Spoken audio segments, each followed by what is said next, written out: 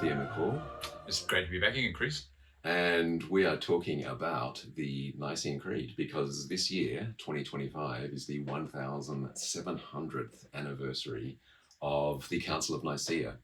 And we've been delving into what we think is absolutely fascinating history of the Nicene Creed and of Nicene Christianity.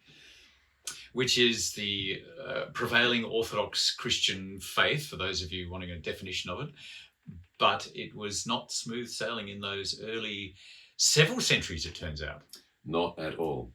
So we finished our last talk. So we talked about the fact that the Council of Nicaea established at least the idea of Nicene Christianity, but it wasn't until the Council of Constantinople in 381 that Nicene Christianity prevailed, and that was both a political and a theological debate. Yes.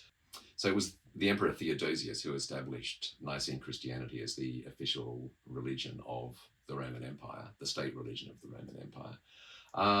But by then, the Germanic tribes were running riot in the West, and it eventually brought about its collapse. Yes. And they were predominantly Arian.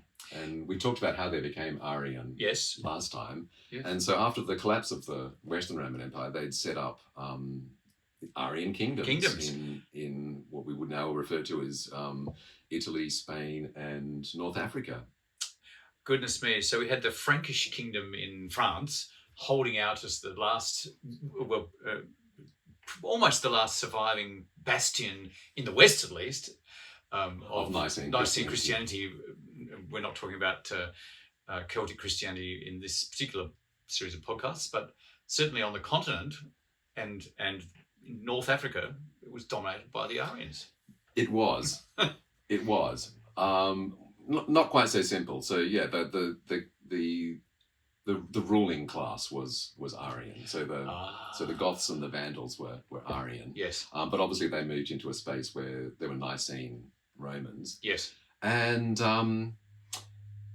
what was that like? So interestingly, they seemed to, for the most part, they coexisted quite smoothly.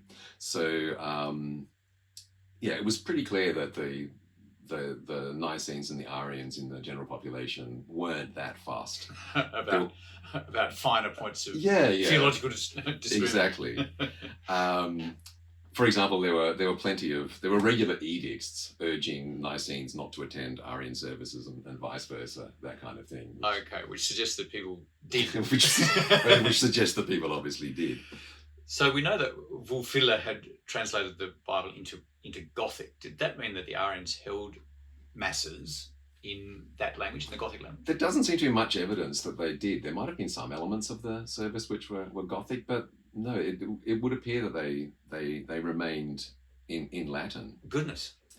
For example, when the Arian Visigoths under Alaric sacked Rome in 410, I think we mentioned it was a gentle of a sack, as far as sacks go. Yes. There were reports of the Arians and the Nicenes singing hymns together. Right. So they obviously knew the same hymns. and happy to put aside their differences. Yeah. And they had some of their own saints. Okay, so there are Gothic Arian saints. Yeah, but the Arians venerated Nicene saints as well, too. so they didn't draw such a distinction. Interestingly, there's no apparent difference in iconography or church architecture either. Having said that, there's not a lot of Gothic iconography or architecture still existing. Yes. But this is an interesting one. Yes. On your screen, you'll be able to see the ceiling mosaic from an Arian baptistry in Ravenna. Yes. And a ceiling mosaic from a Nicene baptistry, also in Ravenna. So, good comparison. And you would have thought that the baptism of Jesus was a key element. You would have thought in Arian thinking it must be a major point. Yes. But as you can see, the iconography is basically identical. Yes, indeed. But, doesn't appear to be much in terms of iconography. There were conversions in both directions. Okay. Yeah, I think the Arians insisted on rebaptism. That's interesting. Which annoyed the Nicenes because obviously Yes, there being one baptism is a major. Also in the Nicene Creed, isn't it? It's a major feature in that. What is it? Confiteor unum baptisma. Yeah, unum baptisma. Yes, you're baptized once, which raises all sorts of interesting debates. Not for today about if you were baptized as an infant, can you be baptized again? And Nicene Christianity says no. No way. No way. But, anyway, that's an argument or a debate for another time. Yeah. So it was a relatively peaceful coexistence between the two. Well, largely, but no, not always. Not so there were exceptions. So the Vandal kingdom was probably the most stridently Arian. I've just put up a picture of a mosaic of life in the Vandal kingdom. near Carthage, goodness. Yes, near Carthage. Well, that was the capital of the North African kingdom of the Vandals. So after the Romans destroyed it centuries earlier. I know, the Romans famously destroyed it, but it kept coming back. So if anyone ever tells you that Carthage was destroyed, don't believe them. It kept coming back many, many times. So in the Vandal kingdom, there were bishops. Nicene bishops were expelled. There was property confiscated from the Nicenes churches and given to the Arians, other property.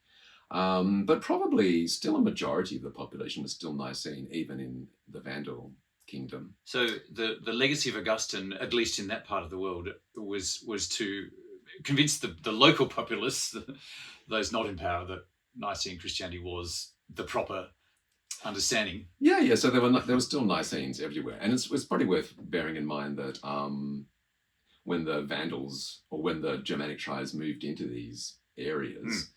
It wasn't purely Nicene either. We've mentioned before that there were pockets of Arianism still in the Roman Empire.